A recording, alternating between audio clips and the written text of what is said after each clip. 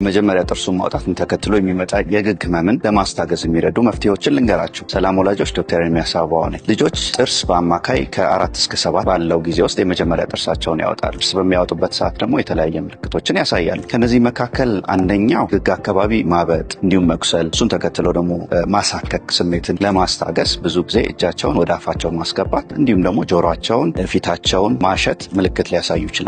ሌላው የህፃናት ባህሪ ይለወጣል። መነጫነጭ ይኖራቸዋል። ከዛም ባለፈ ደግሞ እንደ በፊት ላይ ይጫወቱ ይችላሉ፣ ፍዝዝ ይላሉ። ይህም አንደኛው የጥርስ ማውጣት ምልክት ነው። ከዛም ባለፈ ሌላ ህጻናት ላይ የሚታይ የላጭ መብዛት እንዲሁም ደግሞ የምግብ ፍላጎት መቀነስ ሌላው የጥርስ ማውጣት ምልክት ነው። በእንቅልፋቸውም ላይ የሚታይ ለውጦች ይኖራሉ። ህጻናት እንደ ከዚህ ቀደሙ ወይም ከዚህ በፊት እንዳላቸው ወጥ የሆነ እንቅልፍ አለመኖር እንዲሁም የእንቅልፍ መዛባትን በህጻናት ላይ ሊታይ ይችላል። ሌላው ህጻናት እጃቸውን ወደ አፋቸው ስለሚያስገቡ ይህንን ተከትሎ ከእጅ ንጽህና ጋር በተያያዘ ለተቅማጥ ኢንፌክሽን እንዲሁም ደግሞ ትኩሳት በህጻናት ላይ ሊታይ ይችላል። ስለዚህ እነዚህን ወላጆች እነዚህ ምልክቶች በልጆች ላይ በሚያዩበት ሰዓት የጥርስ ማውጣት ምልክቱን መሆኑን መረዳት ያስፈልጋል። ታዲያ ይህ ጥርስን ማውጣት ተከትሎ የሚመጣን የግግ ህመም ስሜትን ለማስታገስ ወላጆች ምን ማድረግ ይችላሉ?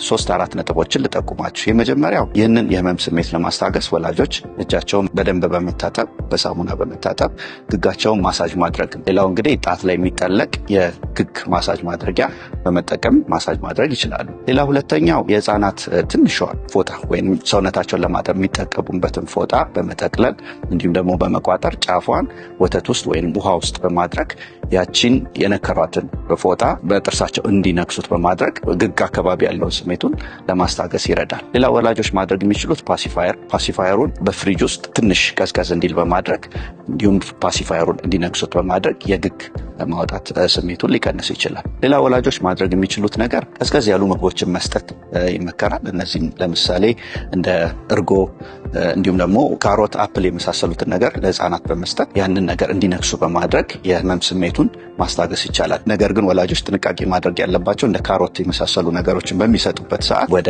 የአየር መተንፈሻ አየር ቧንቧ ውስጥ ገብቶ ሌላ የጤና ችግርም ስለሚያመጣ ወላጆች በቅርበት መከታተል ይኖርባቸዋል።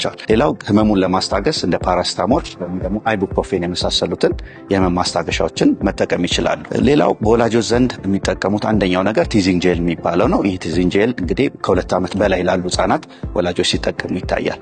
ነገር ግን እንደ አሜሪካን አካዳሚ ኦፍ ፔዲያትሪክስ ወይም ህጻናት ጤና ላይ ምርምርን እንደሚያደርገው የአሜሪካ ተቋምና የአሜሪካ የምግብና የመድኃኒት ቁጥጥር ተቋም ይህን ቲዚንግ ጄል መጠቀም ለህጻናት ከጥቅሙ ይልቅ ጉዳቱ ያመዝናል። እንዲሁም ደግሞ የተለያየ የጤና እክልን ያመጣል። ውጤቱም ደግሞ ግግ ላይ በሚቀባበት ሰዓት ለአጭር ጊዜ የሚቆይ በመሆኑ እንደ ሌሎቹ የህመም ማስታገሻዎች ውጤታማ አይደለም። ስለዚህ ወላጆች እነዚህን ከላይ የተነጋገርናቸውን የመፍትሄ ወይንም በቤት ውስጥ ማድረግ የሚችሏቸውን የመፍትሄ ነጥቦች በመረዳት የህፃናት ግግ አካባቢ የሚሰማቸውን የህመም ስሜት ማስታገስ ይችላሉ። አመሰግናለሁ።